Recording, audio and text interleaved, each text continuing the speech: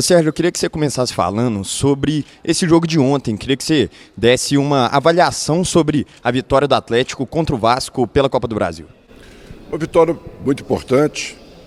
Nós esperávamos que pudéssemos fazer um grande jogo e fizemos. Poderíamos até ter saído com um placar melhor, mas foi uma grande vantagem. Vamos levar esse resultado para o Rio. Vamos jogar com inteligência e sempre com o regulamento debaixo do braço. Já aproveitando também essa questão, o Atlético focando nessas Copas, né, e agora antecipando o jogo do Campeonato Brasileiro.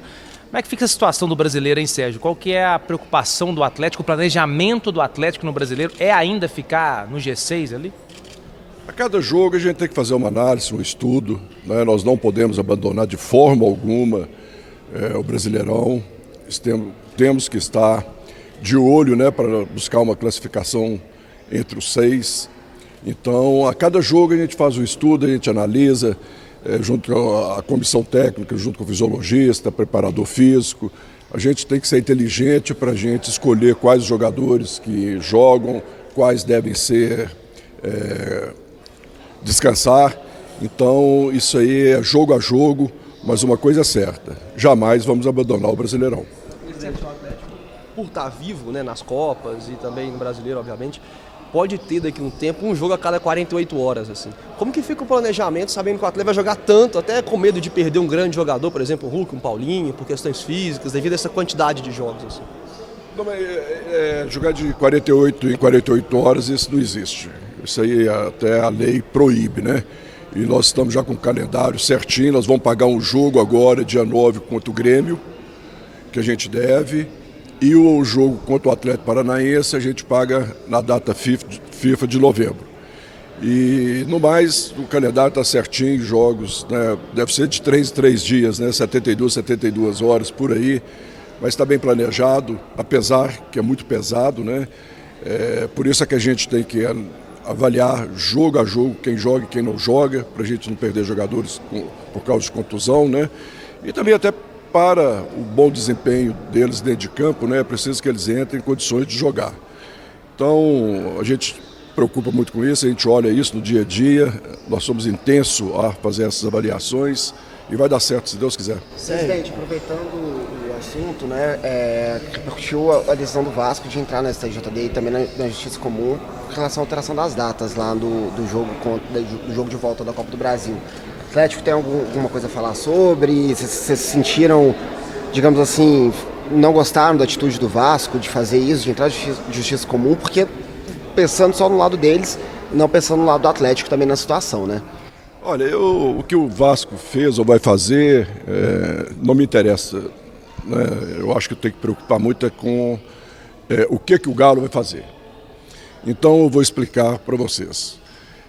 No dia do sorteio na CBF, do mando de campo, nós estivemos lá e a data era dos 2 jogos ser dia 17. Como a Conmebol marcou o nosso jogo para o dia 22, primeiro jogo contra o River pela Libertadores, nosso jogo teria que ser em outra data, a não ser dia 17, porque não dava às 66 horas do dia 17, né, até o dia 19, que era o jogo nosso com o Fortaleza. Então nós fizemos o pedido à CBF que mudasse o nosso jogo para o dia 19, como foi feito, né?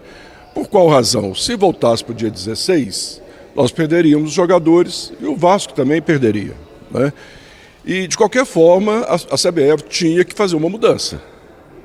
Ela achou melhor, né, fazer o jogo, mudar para o dia 19 o nosso jogo contra o Vasco. E do Flamengo também contra o Corinthians. Então, quer dizer, houve uma mudança, né, que nos atendeu. E que o Vasco não tem perda nenhuma. Ele está preocupado com a gente, com os nossos atletas. Mas ele não teve perda de qualquer jogador, por exemplo, que vai deixar de jogar porque no dia 19, não existe isso. Agora o Vasco queria que a mudança fosse para o dia 16. Mudar para o dia 16 pode. Agora para o dia 19 não pode. Então a mudança só pode que atende à vontade deles. Paciência. Sérgio, queria que você falasse também sobre essa bomba que estourou ontem, a investigação do Ministério Público em relação ao ex-diretor do clube, o Carlos Fabel. O Atlético emitiu uma nota agora pela manhã dizendo que está aberto a colaborar com todas as investigações, enfim, queria uma palavra oficial do presidente. Olha, esse assunto ele está entregue ao Ministério Público, foi feita uma denúncia e agora eles é que resolvem lá, eu não tenho nada a dizer, o que tinha que ser feito nós fizemos, né? Então não poderíamos cometer o crime de prevaricação. Então o que tínhamos que fazer foi feito, agora é com a justiça e quem é acusado, né, que se defende. Primeiro precisamos saber, né, até se o juiz vai acatar a denúncia ou não, às vezes nem acata, né? E se acatar, ele se defende.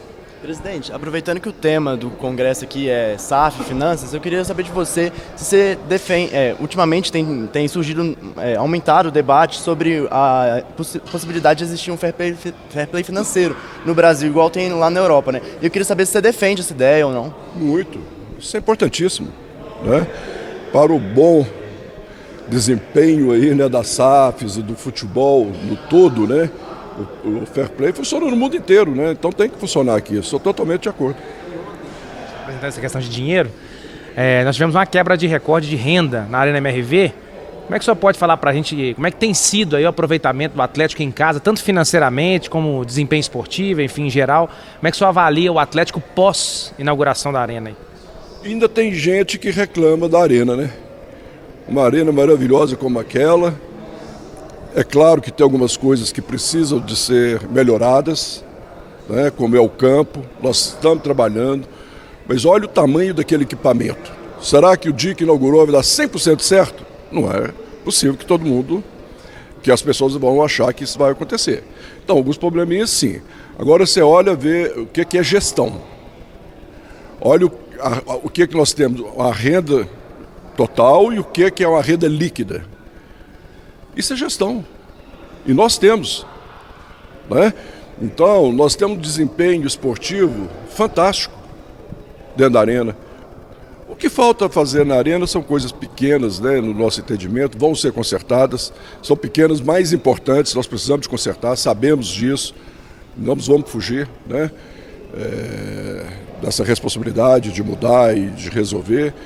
Então, assim, não tem o que se falar da arena, né? É só bater palmas. Em relação ao campo, o Atlético vai mudar mesmo, presidente? Em relação ao campo, o Atlético quer realmente a grama sintética por lá? Isso é um planejamento já para 2025? Estamos nos estudos finais, né? Eu defendo o campo sintético, porque a gente busca uma solução definitiva. Hoje a gente já tem gramados, né, híbridos e temos também uma grama sintética melhor, uma versão melhor. Diversos campos já, né, tem campo grama sintética, como o próprio Engenhão, né, que hoje é o melhor gramado sintético. E a grama sintética também nos dá a oportunidade da gente fazer shows, que é uma outra fonte de renda, né?